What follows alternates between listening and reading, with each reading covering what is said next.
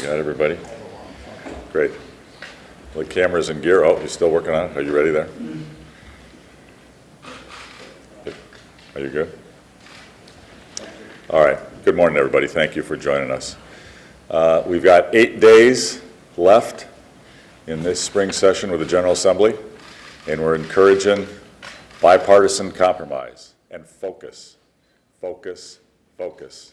There'll be a lot of other bills come up, a lot of distractions. I think last year we passed 530 bills or something. And I hope we don't get all bogged down in a lot of other issues. We need a balanced budget. We need compromises to grow our economy, protect taxpayers, especially property taxpayers, and get reforms on pensions and other issues so we can have a more efficient, effective government, protect our taxpayers, and most importantly, grow our economy with our job creators having more confidence in the future policies coming out of our government. I'm very gratified to have with us today leaders from Illinois business, the business community from around the state. We've got construction contractors, we've got manufacturing firms, we've got the leaders of the National Federation of Independent Business, small business. We have leaders, retailers. Retailers are the bellwether for how Illinois' economy is doing. You can tell how retail sales are going. And these folks all care deeply about our economic competitiveness. They want to grow, they want to create more jobs in the Illinois economy so we can have rising family incomes. And they care very much about the issues that we are advocating for reforms. Property taxes, true property tax relief, workers' comp reform, pension reform, the big issues that we're advocating. The job creators of Illinois care about these issues. These are not partisan issues. They're not Republican or Democrat issues. They are good government issues. They're good policy issues. They create more jobs, they result in higher family incomes, and they're necessary to have long-term balanced budgets in Illinois. We haven't had balanced budgets in Illinois as far back as I can see. One of the big reasons is because Illinois' economy hasn't been competitive. We haven't been growing our economy. And when government spending grows faster than the Illinois economy grows or Illinois' families' incomes grow, you get unbalanced budgets. And that's just how the math works. We've got to grow. We've got to become more pro-job creator. That's what today is about. Today, I'm calling on the members of the General Assembly, Democrats and Republicans, to continue to come together. I'm optimistic, cautiously optimistic, that the working groups that have been underway now for weeks are making some progress. It's gone up and down. Some days are more progress than others. But there are happening today. Some happened over the weekend. Many happened last week. And I'm encouraging those rank and file members of the General Assembly, keep up the good work, come together in a spirit of compromise and doing the right thing for the people of Illinois so we can grow our economy, protect our taxpayers from these unaffordable property tax hikes that are killing our working families and our small business owners, and get reforms to grow our economy. That's the way to have higher prosperity for everybody. So today the meetings are going on, and we've got 8 days. Let's not get distracted with Band-Aids. Let's not get distracted with other topics. Let's not get distracted by anything other than coming together on a bipartisan basis to focus on what really matters, truly balanced budgets and reforms to protect taxpayers and grow the economy. With that, I'd like some of our other leaders who are here today to make some comments with you. And I think I'll start by turning it over to Leader Radogno. Thank you. Well, thanks very much. I'd like to take a minute to give some context for some of the remarks that I think you're going to be hearing from others and sort of amplify the governor's message that it is critically important that we complete this task within the next 8 days or it becomes much more difficult. So I want to tell you, over the weekend I attended a few events, a graduation party, a ceremony recognizing the Armed Forces Day, and of course the question everyone asks is, what's going on down there? And the perception is still there's a battle of wills. And this is where all of you are so important in helping us get the message out. This is not just a battle of wills. We are really fighting for the very soul of this state. We're asking the Democrats to come together to engage with us and make some compromises, create a plan that will set our state on a path to financial health. Why is this important? Because jobs are leaving Illinois, and guess what? People are following them. That is an indisputable fact. It is our very own University of Illinois has a study that shows that families are leaving, and they are leaving in order to find better jobs, homes with affordable property taxes. Just recently, we learned that Chicago is also losing population at a faster rate than any other metropolitan area. What does that tell you? It tells you that we need change. What we're asking for is a rebalancing of the system that has got us to this point. So we're asking for things that will help keep property taxes in check. Collective bargaining reforms with employee unions. They need local control in order to get a hold of some of these costs. So one of the examples I used over the weekend is when I talked to people, they would and said, can you believe that if there's a dispute between a collective bargaining unit and a municipality and it goes to arbitration, the arbitrator's not even allowed to consider whether or not that community can afford the resolution? That needs to change. That's one of the things that's been talked about in the working group. To me, that's eminently reasonable. Chicago, another example, is allowed to do third-party contracting with their schools. In other words, to outsource some of the services that are not directly related to teaching. Chicago has that ability. We're asking for that ability for all the other communities. I don't think that that's unusual or dramatic, and it goes straight to the issue of why people are leaving this state, because they can't afford their property taxes and the jobs are elsewhere. Workers' compensation, universally cited as an issue with job creators as to why they won't come here. What happens when we start to talk about workers' comp reform? We hear the speaker say, those Republicans just want to send injured workers to the hospital emergency room and have nothing to do with them. That's ridiculous, and nothing could be further from the truth. And the working groups have come up with some realistic suggestions about how to improve the situation. But the answer is no. We just want to end workers' compensation as we know it. That's untrue. We will not accept any more tax increases unless these things are dealt with. It's not fair to the people of this state, and we've already seen that just simple tax increases without change do not help the situation. So I think tax increases, again, are off the table until there is an agreement on some of these other issues that directly impact the people of this state. Thank you, and I'd like to turn over to Jim Durkin. Thank you. Thanks, Leader. Real simple. Time to get the work done. We've got 8 days left. Members of both sides of the aisle are desperately finding or seeking a way to finish this impasse. We've known for months exactly what it's going to take to break the impasse. It's called negotiation. It means compromise. That means both sides must accept and consider the priorities of each. On our side, it's very simple. We need to grow our economy. We need to put people back to work. We've got to retain our employers. I've done this for the past 3 years. Number one complaint, whether it's the CEO of Caterpillar or the small mom and pop, even our local government, you must form the workman's compensation system. The premiums are too high. It's right there, folks. The proof's in the pudding. But we also can't stop there. We have to get control of our pension systems. It's been over a year. We have to do something. It's drowning. The state is drowning because of the cost of our pension systems. And also, local property taxes with reforms at the local government. All three of those. That's the pathway to getting out of Springfield with a balanced budget. Now, I will say this, that I've spoke to many members of the Democratic side, rank and file members, and they will agree with us that we need and we can accept changes in each one of those systems. And we're glad to work with them on their priorities.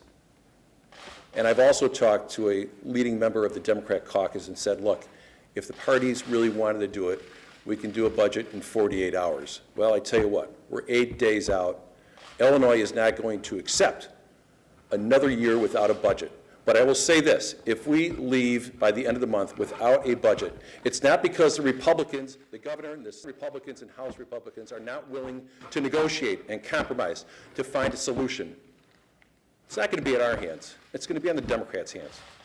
So with that, I'd like to turn this over to the chairman, the president of the Illinois Manufacturers Association, Greg Bays. Governor, thank you. Yesterday, the governor attended an event at the chairman of our board of directors facility in Bedford Park. Latham Hickey Steel. It's a 90-year-old family-owned steel-making, steel processing business. It's on 73rd Street, as I said, in Bedford Park. It is in one of the premier locations for manufacturing firms in this state. Midway Airport's nearby, the rail yards are there. The workforce in the southwest side, in fact, very close to Speaker Madigan's own district, are able to get the kind of workers at that steel facility. But when you drove to that facility yesterday, you drove by, as I'm sure you noticed, Governor, lots of vacant manufacturing facilities that are gone. Reasons that they have left is cited by the speakers beforehand and the governors talked about. Higher workers' compensation and high property taxes in Cook County are driving those kinds of good jobs out of Cook County and throughout the state. Bill Hickey, who runs that facility, has got a decision to make in the next 24 months. He has to expand that facility. He could do it in Bedford Park, where there's all sorts of opportunity just up and down that street, or he can be looking at places like Indiana, which he is doing. I implore the General Assembly to look at this issue along with property taxes and balancing the budget and get it done quickly. The business community represented by the other leaders here today look at their state government and they want to have stability. They want to understand what's coming. And if it does require some higher taxes to get us through some of the needs that we need to get through, we'll be supportive of that. But we will not be asking the leaders of the General Assembly to ask their members to vote for higher taxes unless we have seen some of these items put on the table as meaningful reforms. I've been around this place for a long time and watched a lot of budgets and a lot of youth sessions end. Speaking last week in front of us, our group, and in front of the organizations that were out on the lawn, said the budget-making process should not be hampered by these other kinds of issues. Well, I think the Speaker knows, and I think a lot of you who've been around here knows, there's always other issues that are involved. And this year it should be an attempt to lower property taxes. It should be an attempt to reform the workers' comp system, and we should get Illinois back on a strong financial footing. We applaud the governor and the leaders of the General Assembly who are here today for their efforts, and we will be supportive not only for the next 8 days, but as long as it takes to get it done. Governor. Thank you.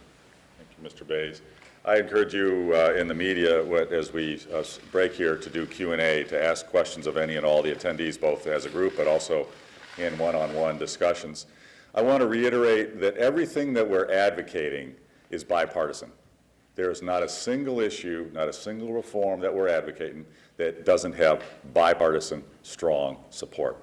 On workers' comp costs, we hear from Democrats as well as Republicans, job creators around the state, that we need workers' comp reform. And our Attorney General, who is a Democrat, has said causation should be part of our workers' comp laws. That's what we're advocating. This is not partisan, this is bipartisan. Same thing on property taxes. All over the state, families who are registered Democrats, families who are registered Republicans, their number one complaint is their property tax bill. This is a bipartisan issue, and we have bipartisan solutions. Everybody in the state believes in local control. If you live in a certain community, let your community decide how you handle your costs of your government. It's your government. It doesn't belong to Springfield or the federal government. It's your own. It's your home. Your schools are your own schools. Your city is your city. Your village is your village. Your county is your county. Handle the costs of your government the way you want to handle them. If you like the status quo, terrific. Nothing has to change. But it should be up to you to be able to decide. Springfield shouldn't put unfunded mandates or restrictions on you or community. This has strong bipartisan support. Same thing on pension reform.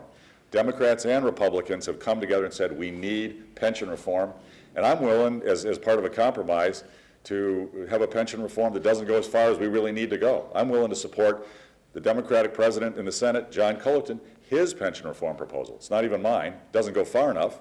I'd rather do one that goes further, and it would save $2.5 billion a year for our property taxpayers and our income taxpayers in Illinois. But to start in good faith as part of a compromise, I'm willing to start with President Cullerton's plan, which saves $1 billion a year. These are the issues that are on the table. They're bipartisan. They're good government reforms. These are not partisan issues, and they are the key to long-term balanced budgets. And when some have argue in the General Assembly, these have nothing to do with the budget. These are not budget related. Let's be crystal clear. They are 100% related to the budget. 100%. We can't have balanced budgets if our spending is growing faster than our economy is growing. It's not possible. It can't happen. Our economy needs to grow as fast or faster than our government spending, and our family incomes need to grow fast or faster than our government spending in order to have balanced budgets. That's the math. And here's a simple fact that I want to reiterate for your viewers and your listeners. Our state for decades has been growing among the worst states in America, always at the bottom of economic growth over the long term. It's terrible. There's no excuse. We have the hardest working families in America, the best location of any state in America, the best infrastructure, the best agriculture. We should be thriving, and we've been the heart of manufacturing in America, and manufacturing jobs are high paying, and they create 5 other jobs for every one manufacturing job. We should be one of the highest growing states in America. We should be top 10 growth state. Instead, we're always among the bottom. And if we were just average, only just average, and I want us to be much better than average, but if we'd grown just average the last 15 years, we would not have a budget deficit today, directly related to the budget. Average economic growth, we would not have a deficit, we would not have any unpaid bills, we would not have needed the 2011 tax hike that was put in by the Democrats in the General Assembly in 2011. And we would have billions, well over $10 billion more in the state treasury today to fund our human services and to fund our schools.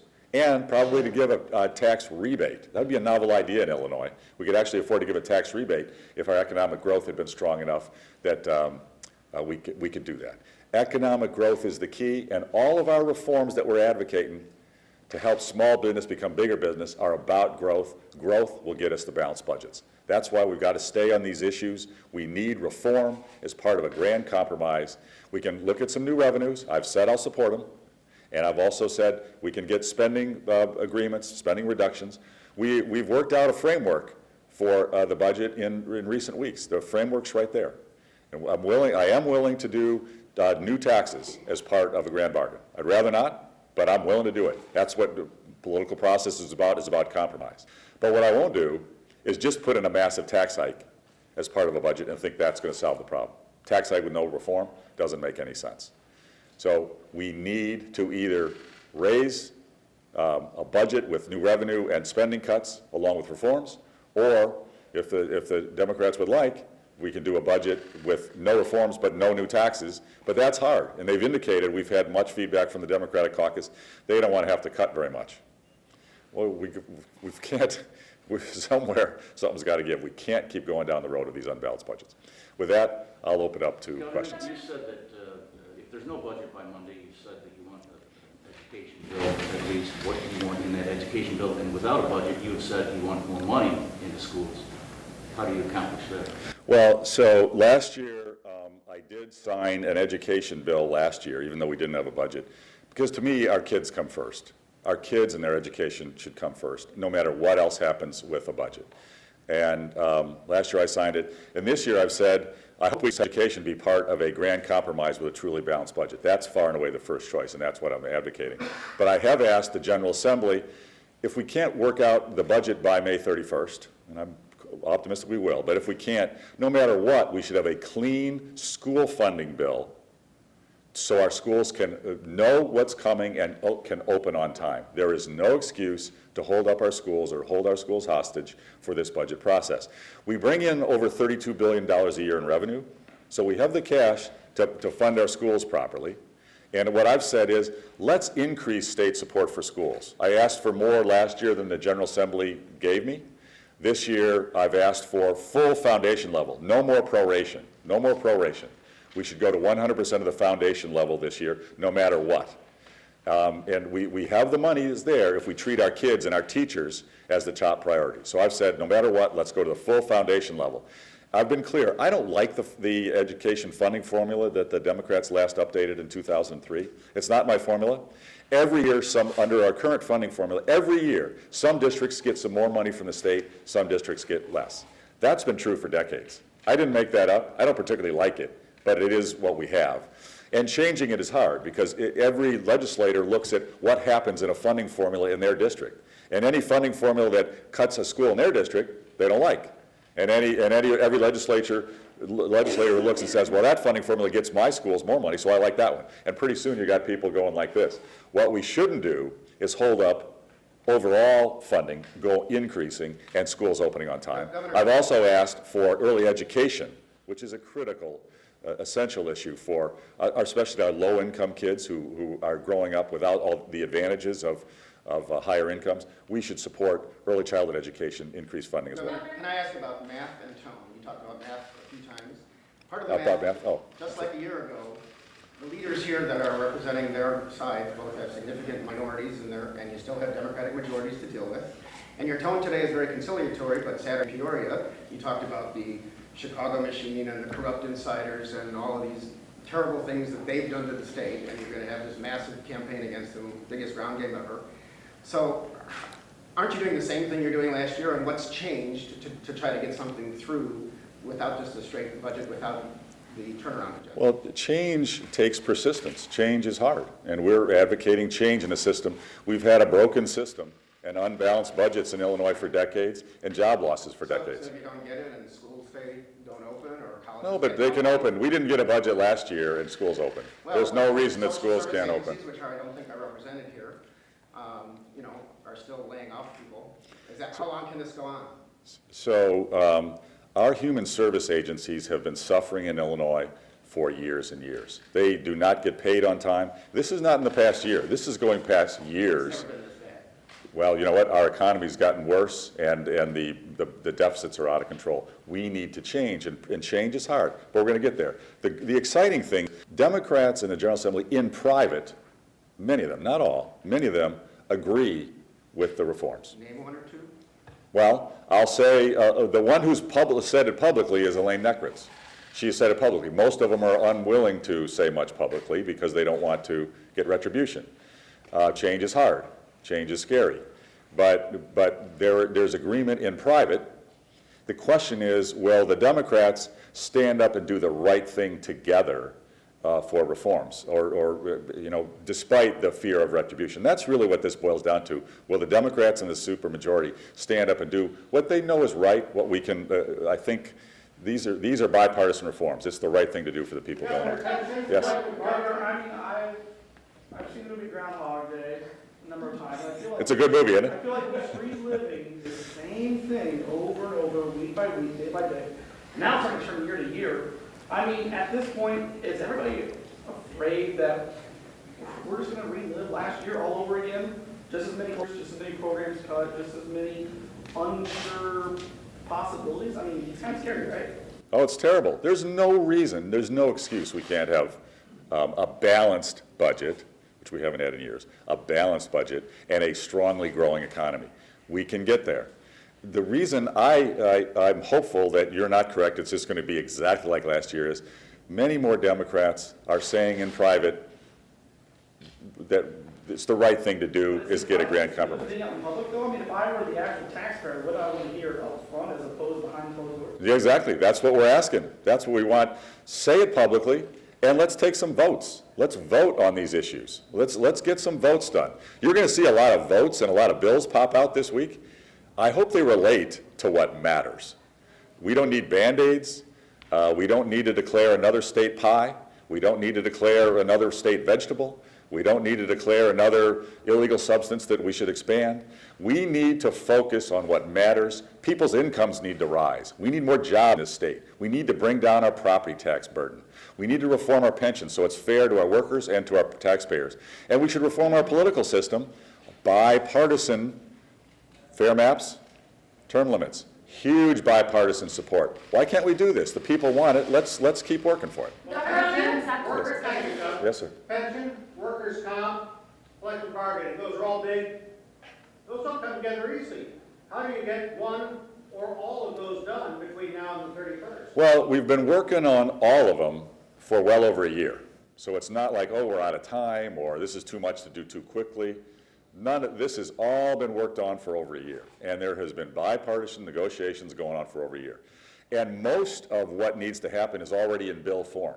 And it's pretty easy to delete that word, move that sentence, and get legislation in a form that it can be voted on. This is not that hard. And our General Assembly has proved for decades they can get a lot done in the middle of the night in the last 48 or 72 hours of a session. So we've got 8 days. That's one of the reasons I'm in right now. 8 days is plenty of time if we focus. If we get distracted with other stuff, the time will slip away from us. I'm asking us to focus, and let's do what people agree is the right thing to do for the people of Illinois. Governor, at what point does not having a state budget and all the uncertainty that that causes for business become the #1 issue hurting our business climate in the state, more so than workers' comp or property taxes? Yeah, I can tell you, it's a huge issue hurting our economy. But let me be clear. If what we did was either not, again, pass a bunch of spending bills that are out of balance, like we've been doing for decades, that scares the heck out of business owners. They say, look at these guys. We could never do that in business. We'd go bankrupt. Look at these guys. Your average homeowner, if your average homeowner kept spending more than they bring in, their family would go bankrupt. They look at our state and say, for years, this state government in Illinois has been fundamentally irresponsible. That's devastating. So if we keep going along the road we've been on of spending more again, that's devastating. And number two, if we put in a big tax hike to cover the deficit short term, if that's all we did with no reforms, that the stream of businesses leaving the state would turn to a flood. And I can promise you, as I've traveled the state, especially along the Indiana border and the Wisconsin border, states that have made reforms, there are a lot of businesses that are getting wooed, getting recruited, and many of them have said, Governor, we've stayed because we like your message, we like where you're going, and we'd rather be in Illinois. But if you can't get done what you're trying to get done, we're going to have to look very seriously about moving. So we're at a critical point. And anybody who says, well, let's either just put a massive tax hike and talk about reform later, massive mistake, or let's just keep doing what we've been doing. Kick the can, have unfunded spending bills. Let's raise the amount of unpaid bills, or keep kicking the can on our pensions. That will be devastating as well. General Electric made it clear to me. I spent weeks and weeks trying to recruit General Electric to come to Illinois. I worked also with the mayor of Chicago with them. Illinois was their first choice. We were their first choice, and what a fantastic employer. Huge company, Fortune 50 in the world, high-paying jobs, big in high-tech manufacturing. They would have been a home run for the Illinois economy. And you know what GE told me? Illinois is first choice. They wanted to come. They wanted to hire the hard-working people of Illinois. They love the U of I, and I sold them hard on the engineering school at the U of I. They love our transportation network. They love our airports. They were in. But you know what they said to me? Governor, we can't go from one failed state to another. We can't, now listen to what they're saying. This is a big deal. This is what we need your viewers to understand. We can't go from one failed state to another. Now, your average person will say, oh, Connecticut's not so bad. Why has Connecticut failed? Connecticut's failing because they do the same thing we do. They don't balance their budgets. They don't take on the structural causes for the problems. They have hostile business regulations, and they raise the income tax every few years to cover their deficit, year after year after year. And GE finally said, that's enough. It's over. It's over. We're not going to do that anymore. They gave us months and months of extra time to come up with reforms, and finally they said we're going to have to look elsewhere. Yes, sir. Yes, sir. House Democrats are considering an education plan that would pump up baseline funding for poorer districts through one-time grants up to $500 million. Is that something you'd support? Right now, there's not a dedicated revenue stream for that.